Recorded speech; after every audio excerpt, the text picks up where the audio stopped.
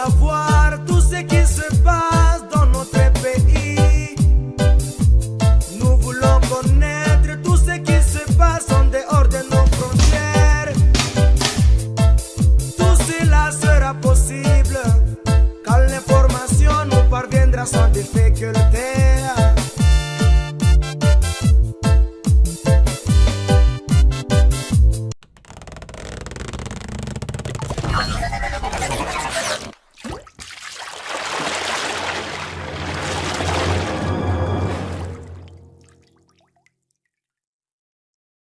Cher au cadre de l'AFDC, je reviens d'abord sur les mouvements que vous avez créés justement pour soutenir Bati Lupebo. A Tuningia politique, tout le bien à ma politique. Bien so politique, ça bien. Effectivement. Ouais. Pour Nino Ndimika, Bati Lupebo, on a l'autorité belée. C'est un grand esprit, Bati Lupebo n'est pas n'importe qui. Il n'a pas commencé sa lutte comme étant politicien, il était dans la société civile. Et Banamboka Oba Nabiso na Minito Baebite na Congo Oyo, Patriarche Atigalara Moko. Otoko Pesa, Maboko, Otoko Kiko Pesa, Makanisi Nabiso Pote, Nyose Kende Liboso. Tant Otali Bati Lukwebo, Otali critère, il y a autorité morale. Ce n'est pas quelqu'un qui parle de n'importe quoi. Aza Oyazara n'a pas conflit d'inutilité. Azamuto okutate na ba débat de caniveau. Et vous devez savoir que Bati Lukwebo a sali batebele na mboka o batu ba ebite à travers AFDC. Ben oui, sokotali na kata AFDC na législature, oui, na législature passée, les ana bato batikala kozala jambe ba ministre. Neti banane. Bati Lukwebo bazui na législature passée azalaki na ba ministère 4. Il y a transport, il y a économie, il y a travail et prévoyance sociale et puis Adaki na ministère Moussous, il y a sport. Dans l'hôtel, il y a 4 ministères, vous allez voir que tous ces camarades qui se sont retrouvés dans ces différents ministères ne sont pas membres. Il y a famille biologique, il y a Modeste Bati Lukwebo. Il a pensé dans différentes provinces. Il a pris les grands Katanga dont nous avons notre camarade, bien que n'est plus avec nous, Adel Kainda, excellence Adel Kainda, il y a portefeuille. Déjà, il y a un regroupement à AFDCA, dans le gouvernement Samal Konde A. Ce côté, l'excellence Marc Ekila, que je salue à passant, un grand esprit, et ministre à transport de l'Équateur. Otali Maman Claudine Ndoussi, Maman Wabote. Maman O Batunyo Sobado Sepela, les lots qui ont appris de 2500 inspecteurs du travail, qui jamais vu dans beaucoup grâce à Maman Wana. Et il y a Maman Claudine Ndoussi, au Simbi ministère, il y a travail et prévoyance sociale.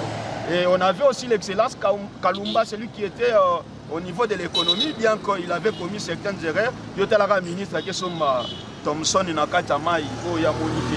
Il y a un salarié qui sont passés, l'autre perdant ministère, suite à certaines compétences à un certain niveau. Et aujourd'hui, nous sommes tellement satisfaits à soutenir Bahati Lukwebo parce que Aza Papa Oyo, Aza, c'est un grand monsieur, c'est un homme politique au-delà d'être un politicien, parce que nous savons qu'un homme politique, c'est celui qui travaille pour son pays, c'est celui qui travaille pour qu'il y ait le changement, la restauration, la transfiguration, la restauration de son pays.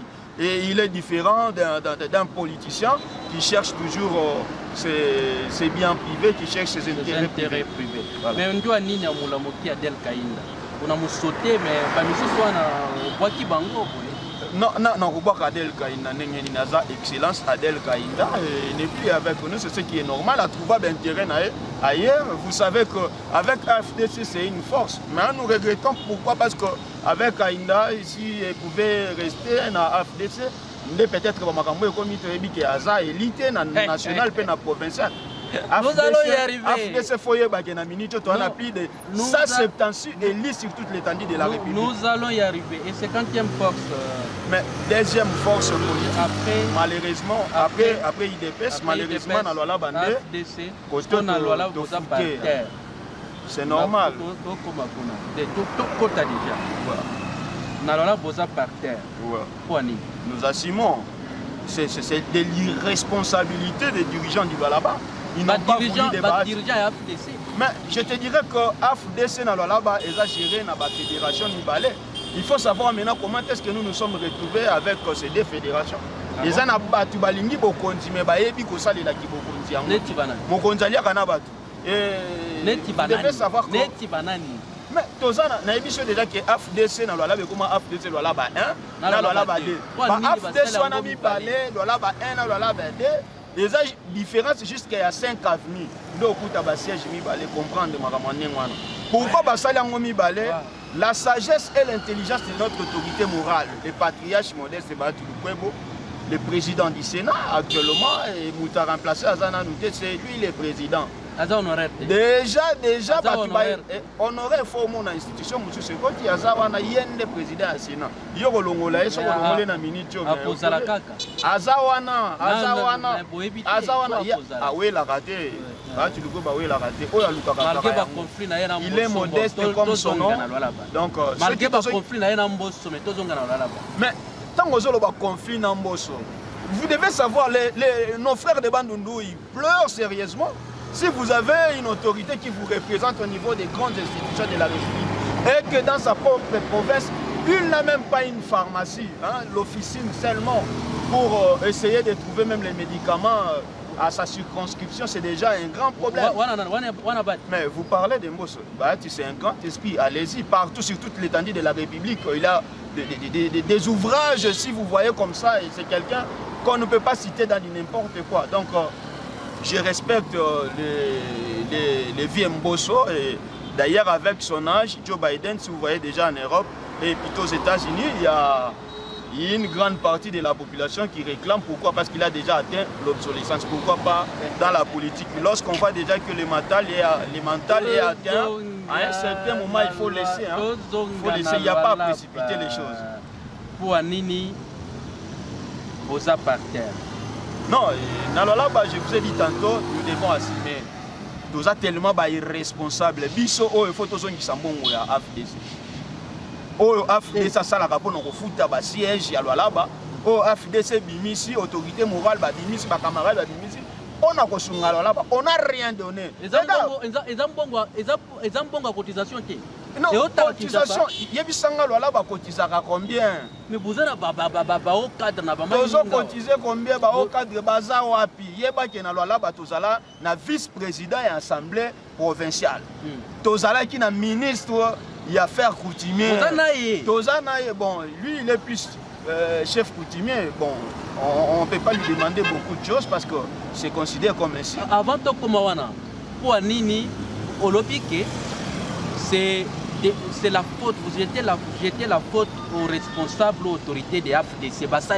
Effectivement, ça c'est une histoire. Et vous n'oubliez pas que vous êtes au cadre de l'AFDC. Je suis cadre de l'AFDC, connu de tous. Je défends l'AFDC.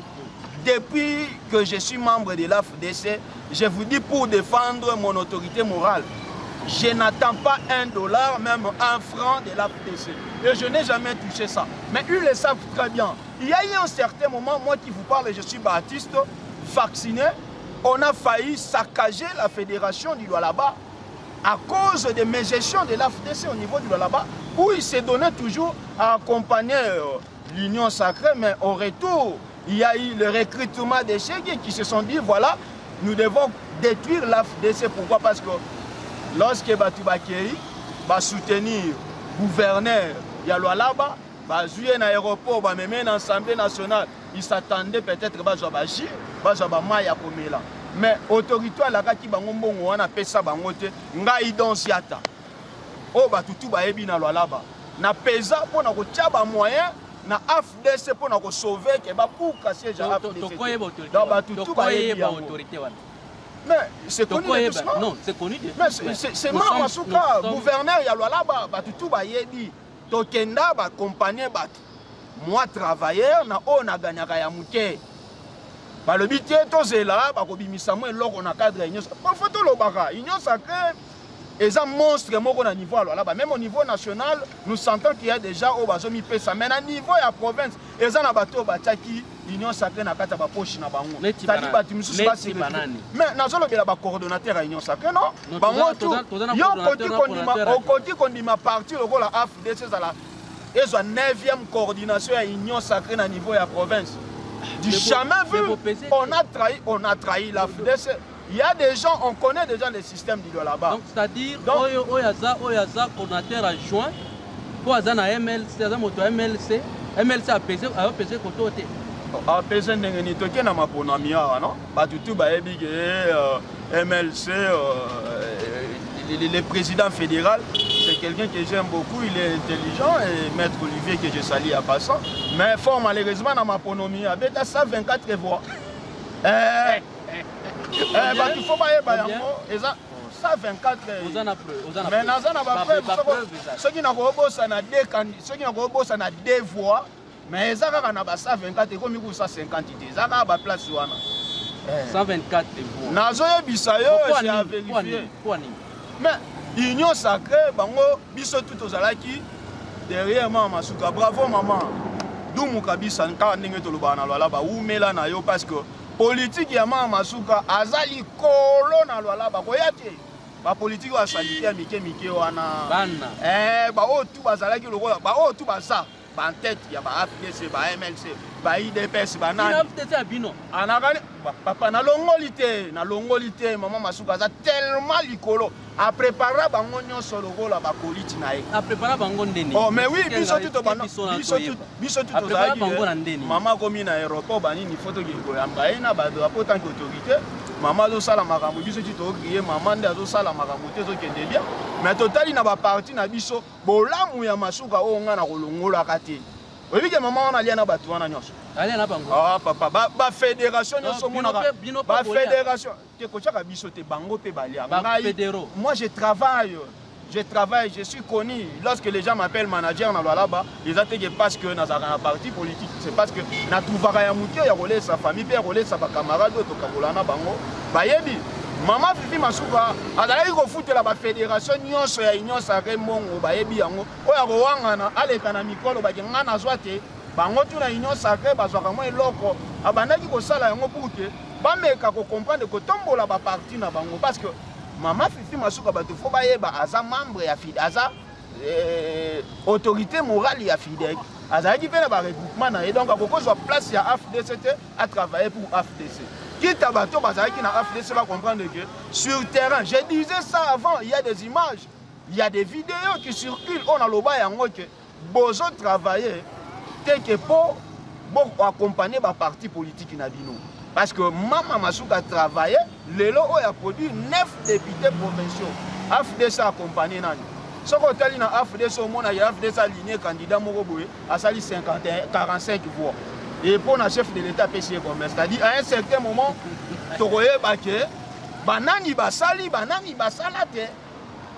c'est connu de tous. Candidat AFDC 41 fois. Mais papa n'a pas dit que AFDC là-bas, AFDC, j'ai dit les regroupements, non seulement par. Donc, ce qu'on comprendre bien, ma fifi a banda kopé sabango mbongo na compte ya union sacrée, pour ba tombo la parti na bango, mais ce bango bazole balie mbongo. Mais oui, les gars en coulisses. Basali campagne tie. Et les gars en coulisses. Basali des campagne ya Maman Fifi ou bien basali campagne ya chef de l'État. Basali campagne ya chef de l'État te. Yo, tu vois le monde qui est candidat à AFDC derrière lui au monde que non, na effigie chef de l'État.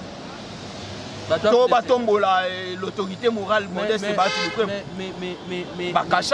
mais na bozuri bois qui Maman Fifi elle quand même elle ministère. Papa, je n'ai pas condamné excellence Fifi Masuka Saini que je salue à passant parce que asali musala na ye tant que politicien nyo sonenga ko di ko sala na Congo veut dire tant aussi pouvoir charte union sacrée sengi que ba parti membre union sacrée peut pas se retrouver pour que ba sala makambo na bango. Oui que biso toza ba toto lobela union sacrée comme ba communicateur. Mais côté makambo campagne les cas to monana te. Donc ça ba tebena ba zo fina ba bité oyo ashina wetu tumukanyange mais le loto sudi wapi.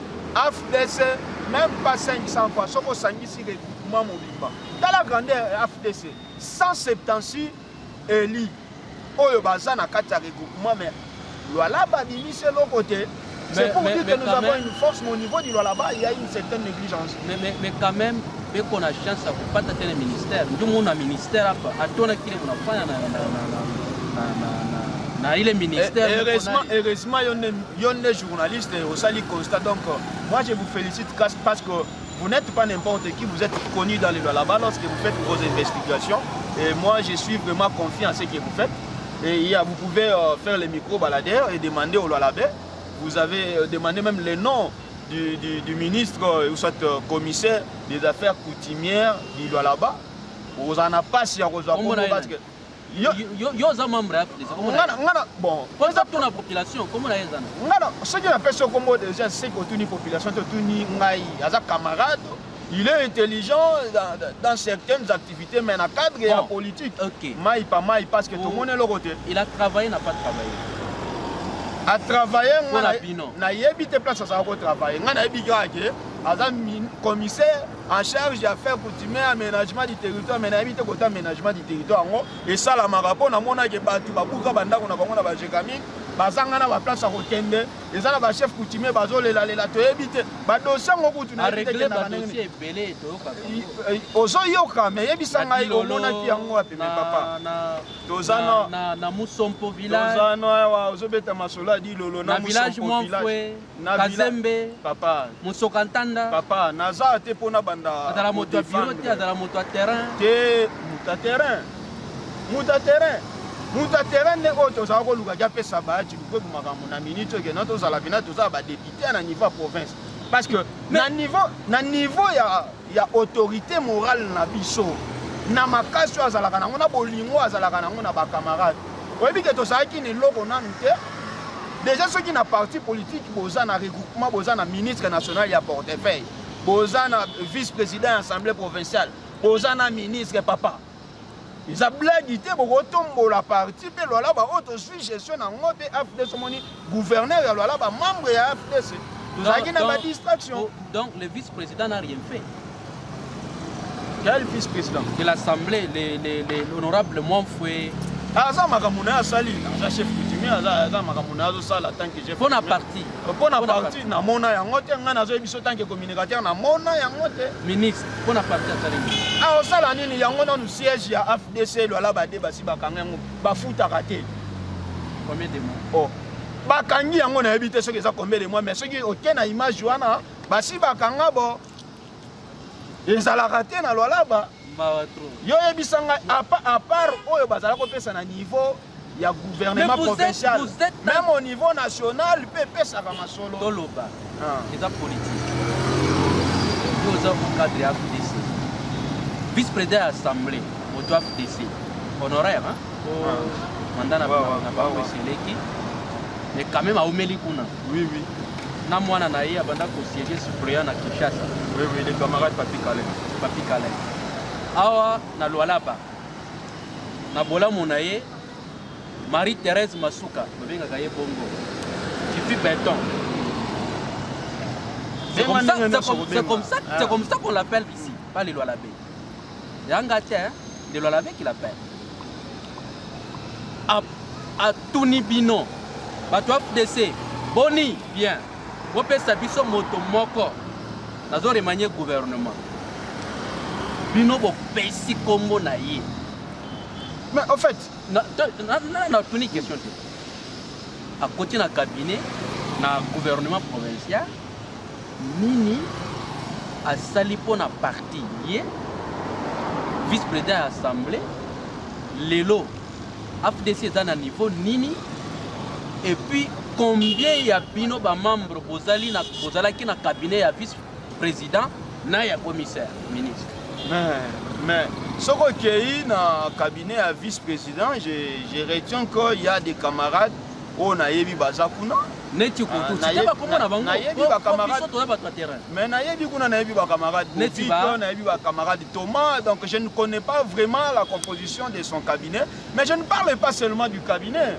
c'est-à-dire lorsque vous avez une autorité à niveau de la province parti faut vous sentir que na gena bandi ko peser et loko wana ndezanga et pas ya ba autorité na biso parce que ceux qui géraient les partis au quotidien va créer déjà ba guerre na bango moni lola ba oyo tambola kama mingi na mo système koto oyo ni wa mwetu oyo asina wa mwetu donc tozo comprendre que parti politique lorsqu'on lance les appels on a besoin ya batu ba uta ba Congo Bandundu Kasai on a besoin de tout le monde tozo lutter ensemble mais tant pouvoir yaka ba pesi yo komino oyo biso ça ya bakandembu oyo eza ya bakarunda lelo to banozela ke bakandembo bapesa yo bavoi to bakarunda bapesa bino bavoi mpo boatteindre sei tigemu donc eloko esimbi te ok oti koloba mpona vice-président ya assemblée siko na ministère na ministère n'en parle combien même de pas. membres d'AFDC à l'intérieur Papa. dans les cabinets du ministre du commissaire Et provincial l'autre côté Affaires AFDC eza parti ya monene oyo eza na ba vice-président fédéraux eza pe na ba secrétaires fédéraux mais comment okosa composition oza na 4 conseillers na ministère na yo ata moko te abimi na kati ya fédération na yo ata moko te baconseiller nyonso hakuna conseiller politique ola natoka mo AFDC ya Lualaba oyebi bango nga nayebi conseiller bon conseiller nani ndeko nanga okama ndeko nanga Timanga Georges ata moto na bino AFDC ça c'est un danger oyebi misa biloko oyebi misa biloko mo fallait pas toloba parce que wana za membre ya PPRD oyo bakuta na ministère bapesa makambo bakuta ye wana akomi kuna nde mais yo ndoko tuna na gestion za mwana mboka peut-être travail na ye nde bamoni te non bakosa pe casting babenda ye mais il n'a rien à voir avec l'AFDC dans des réunions de l'AFDC je ne l'ai jamais vu j'ai mis ma main à couper ceux qui battent aux image na yo AFDC ba oyo yepi na cabinet ya ministre baza nanana omoni bato oyo naza na bato oyo nakosite te na kati ya kabine wana nayebi nayebi te oyo baza wana papa nayebi so deja ke ntango ozolobela kabine batalaka nanu baconseiller epuis batali na dircab donc na bato wana soki deja AFDC aza te baoyo tu baotikala wana ndakala nazoyebi biso ke na ministère wana babeta moral na bamambo ya AFDC ke mama masuka nda bandai konome badirecteur ya cabinet oui nazopesa yo bainformation eza recommandation ya mama fifi baloba deja ndenge wana bakamarade nyonso nga ntango naloba naza révolutionnaire omoni nga jour nakokufa so nakufi na Lualaba nakokufa na likambo ya AFDC mpo nalinga autorité morale na nga nalingaka kutu buzoba te na cadre ya AFDC donc bavérité naopesa moto aza na bacontraire ya oyo nazoloba qu'il vienne oza na micro non nous n'avons pas besoin ya osite bakombo ya bato mais toyebi ke AFDC ezala trahi na niveau ya Lualaba AFDC Batukwebo trahi au Lualaba, ça vient de la bouche de l'AFDC. Ça ne vient pas de la bouche de l'MLC, ça ne vient pas de la bouche du PPRD, ça ne vient pas de l'UDPS, ça ne vient pas de quoi que de FIDEC, ça vient de l'AFDC. Voilà. Nabosane le komona AFDC. Dans la division, ça mi pona nina ça koloba makambo ya circulaire existera déjà na AFDC, c'est-à-dire il faudrait que ba rapprocher ba membre ya parti na ba fédération na bango. Dans l'autorité ba yé. Problème ya AFDC ba tout balela na Lualaba.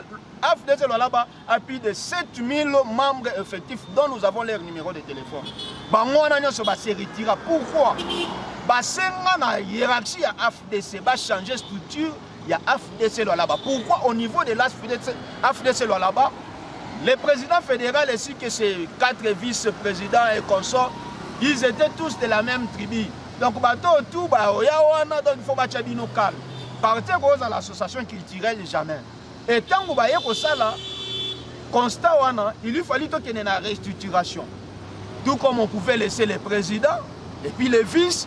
On essaye de voir les différentes tribus. Nous avons plus de 9 tribus au niveau du Lualaba. Et au-delà de ça, nous devons savoir que dans le Lualaba,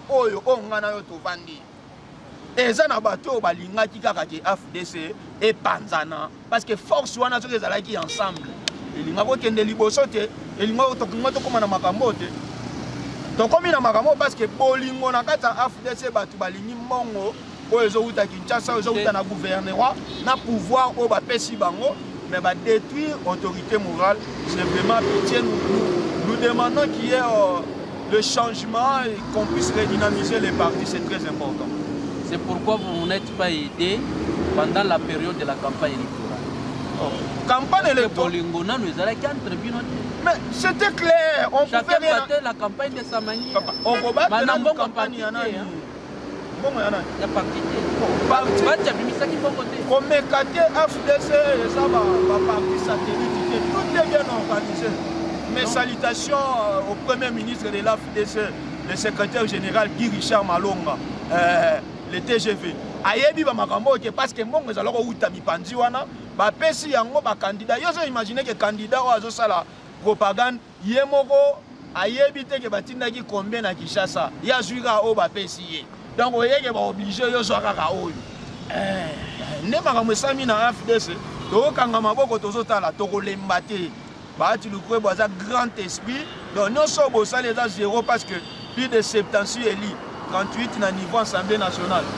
C'est une force. Les noms que vous avez donnés des commissaires, ils allaient que bino vos sélections, vos PC gouverneurs ou bien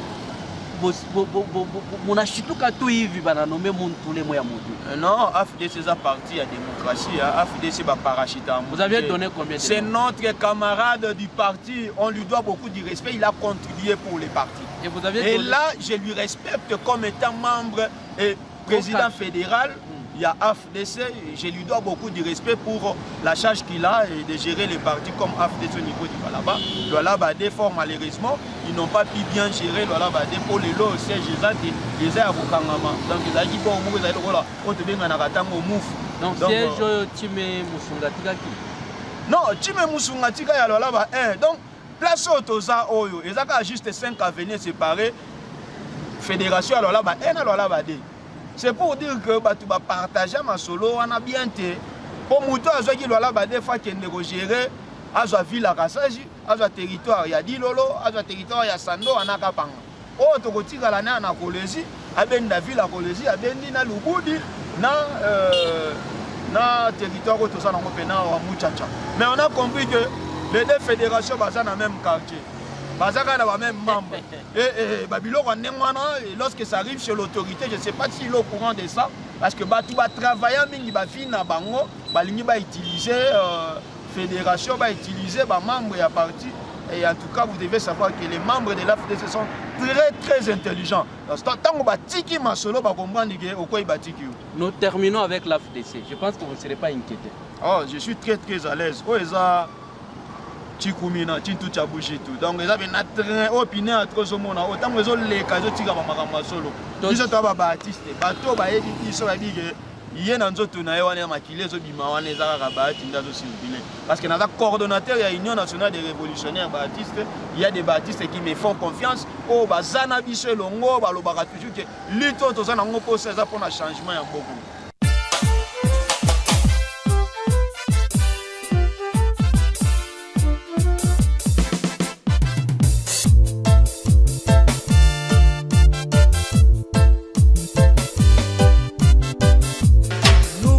Savoir tout ce qui se passe dans notre pays. Nous voulons connaître tout ce qui se passe en dehors de nos frontières. Tout cela sera possible quand l'information nous parviendra sans difficulté.